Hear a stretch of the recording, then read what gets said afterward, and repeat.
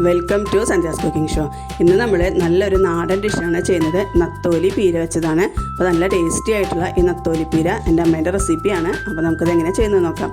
ഇതിനായിട്ട് നമുക്കൊരു അരപ്പ് റെഡിയാക്കണം. അതിനായിട്ട് ഞാനിവിടെ 3.5 പിടി തേങ്ങ എടുത്ത് വെച്ചിട്ടുണ്ട്. അതുപോലെ തന്നെ ഒരു 7 പച്ചമുളക്, ഒരു 10-15 ചെറിയുള്ളി, ഇതുപോലെയുള്ള ഒരു വലിയ കഷ്ണം ഇഞ്ചി.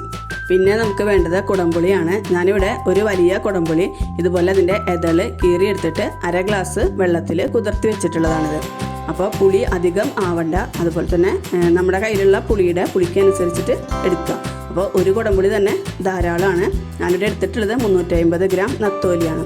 ഇനി നമുക്ക് അരപ്പ് റെഡിയാക്കാം. അതിനായിട്ട് മിക്സിയുടെ ജാറിലേക്ക് നമ്മൾ എടുത്തു വെച്ചിട്ടുള്ള തേങ്ങ ചേർത്ത് കൊടുക്കാം. കൂടെ തന്നെ നമുക്ക് പച്ചമുളകും ഇട്ട് കൊടുക്കാം. ഇനി നമുക്കിതിലേക്ക് നമ്മളെടുത്ത് വെച്ചുള്ള ഇഞ്ചി മുറിച്ച് ചേർത്ത് കൊടുക്കാം. അപ്പോൾ നമുക്ക് ഒതുക്കിയെടുക്കാനായിട്ട് എളുപ്പമുണ്ടായിരിക്കും. അതുപോലെ ചെറിയുള്ളിയും വലിയ ചെറിയുള്ളിയൊക്കെ ഞാൻ മുറിച്ചിട്ടാണ് ചേർത്തിട്ടുള്ളത്. അപ്പോൾ നമുക്ക് ഒതുക്കിയെടുക്കുമ്പോൾ അത് ചിലതൊക്കെ ഇങ്ങനെ അരയാണ്ടൊക്കെ കിടക്കുമല്ലോ. അപ്പോൾ അതിന് വേണ്ടിയിട്ടൊന്ന് മുറിച്ച് ചേർത്ത് കൊടുക്കാം. ഇനി നമുക്കിതൊന്ന് ഒട്ടും തന്നെ വെള്ളം ചേർക്കാതെ ഒന്ന് ഒതുക്കിയെടുക്കണം. അപ്പോൾ പൾസ് ചെയ്ത് അടിച്ചെടുത്താൽ മതി. അപ്പോൾ ഞാനിപ്പോൾ ഇവിടെ ഒതുക്കിയെടുത്തിട്ടുണ്ട്. ഈ ഒരു രീതിയിലാണ് നമുക്ക് കിട്ടേണ്ടത്. അധികം അരഞ്ഞു പോകരുത്. നമുക്കൊന്ന് ഒതുങ്ങി കിട്ടാനേ പാടുള്ളൂ.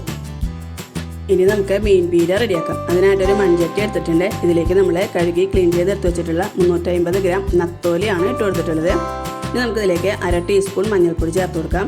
അതുപോലെ തന്നെ ഇതിൽ 1 ടീസ്പൂൺ മല്ലിപ്പൊടി കൂടി ചേർക്കുന്നുണ്ട്. ഈ ഒരു മല്ലിപ്പൊടി ചേർക്കുമ്പോൾ നല്ലൊരു ടേസ്റ്റാണ്. അപ്പോൾ അത് ഒഴിവാക്കരുത്. പിന്നെ വേണ്ടത് 1 ടീസ്പൂൺ മുളക് പൊടി, അതും കൂടെ ചേർത്ത് കൊടുക്കാം. അപ്പോൾ ഈ മല്ലിപ്പൊടി ചേർക്കുമ്പോൾ ഒരു പ്രത്യേക ടേസ്റ്റ് തന്നെയാണ്. ഇനി പാകത്തിന് ഉപ്പും കൂടെ ചേർത്ത് കൊടുക്കാം. അതിനുശേഷം നമുക്ക് കൈ വെച്ചിട്ട് തന്നെ ഇതൊന്ന് നന്നായിട്ട് മിക്സ് ചെയ്തെടുക്കാം. നത്തോലി പീര പോലെ തന്നെ നമുക്ക് മത്തിയും ഇതുപോലെ പീര വെച്ച് എടുത്താൽ നല്ല ടേസ്റ്റാണ്. അപ്പോൾ നന്നായിട്ട് തന്നെ മിക്സ് ചെയ്തെടുത്തിട്ടുണ്ട്.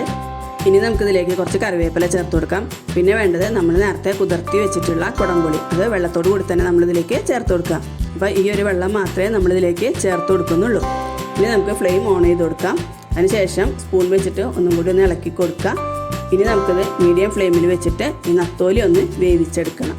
മീനിനൊന്നും പിന്നെ അധികം വേവില്ല, അതുകൊണ്ട് തന്നെ പെട്ടെന്ന് കുക്കായി കിട്ടുകയും ചെയ്യും. അപ്പോൾ നമുക്കൊന്ന് മൂടി വെച്ച് വേവിച്ചെടുക്കാം. ഇപ്പോൾ നമ്മുടെ നത്തോലിയൊക്കെ നന്നായിട്ട് തിളച്ച് വന്നിട്ടുണ്ട്. അപ്പോൾ നമ്മൾ ഒഴിച്ചു കൊടുത്തിട്ടുള്ള കുടംപുളിയിലത്തെ വെള്ളവും പിന്നെ മീനിൽ നിന്ന് ഇറങ്ങിയിട്ടുള്ള കുറച്ച് വെള്ളവും, അപ്പോൾ ഈ ഒരു വെള്ളത്തിൽ വേണം നമ്മുടെ നത്തോലി വേവാനായിട്ട്.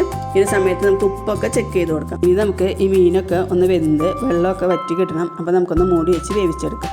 ഇപ്പോൾ ഒരു 5 മിനിറ്റ് കഴിഞ്ഞിട്ടുണ്ട്. നമുക്കൊന്ന് തുറന്ന് നോക്കാം. ഇപ്പോൾ നമ്മുടെ നത്തോലിയൊക്കെ നന്നായിട്ട് വെന്ത് വന്നിട്ടുണ്ട്. ഈ ഒരു സമയത്താണ് നമ്മൾ നേരത്തെ ഒതുക്കി എടുത്ത് വെച്ചിട്ടുള്ള തേങ്ങയുടെ കൂട്ട് ചേർത്ത് കൊടുക്കുന്നത്. ഈ സമയത്ത് ചേർത്ത് ഇത് നന്നായിട്ടൊന്ന് മിക്സ് ചെയ്തെടുക്കുക. അപ്പോൾ മീനൊട്ടും ഉടഞ്ഞു പോവാതെ വേണം മിക്സ് ചെയ്തെടുക്കാനായിട്ട്. അപ്പോൾ സ്പൂൺ വെച്ചിട്ട് നമ്മൾ അടിയിൽ നിന്ന് ഇങ്ങനെ മറച്ച് കൊടുക്കുക. അപ്പോൾ നമുക്ക് മീനൊട്ടും തന്നെ പൊടിഞ്ഞു പോവാതെ കിട്ടും. അപ്പോൾ ഈ ഒരു സമയത്ത് നമ്മൾ പീര ചേർക്കുമ്പോൾ ഈ മീനിൻ്റെ ഫ്ലേവറൊക്കെ ഈ ഒരു തേങ്ങയിലേക്ക് നന്നായിട്ട് പിടിക്കും. അതുപോലെ തന്നെ പുളിയൊക്കെ കറക്റ്റായിരിക്കും. അപ്പോൾ ഒരുപാട് പുളി ഈ ഒരു കറിക്ക് വേണ്ട. അടുക്കി പിടിക്കാതെ ശ്രദ്ധിക്കണം. നമ്മൾ മീഡിയം ഫ്ലെയിമിൽ വെച്ചിട്ട് വേണം ഇത് കുക്ക് ചെയ്തെടുക്കാനായിട്ട്. അപ്പോൾ നന്നായിട്ട് തന്നെ മിക്സ് ചെയ്തെടുത്തിട്ടുണ്ട്. ഇനി കുറച്ച് കറിവേപ്പിലയും കൂടെ ചേർത്തിട്ട് നമുക്കിതൊന്ന് മൂടി വെച്ച് ഒരു 5 മിനിറ്റും കൂടെ ഒന്ന് മീഡിയം ഫ്ലെയിമിൽ വെച്ച് കൊടുക്കാം.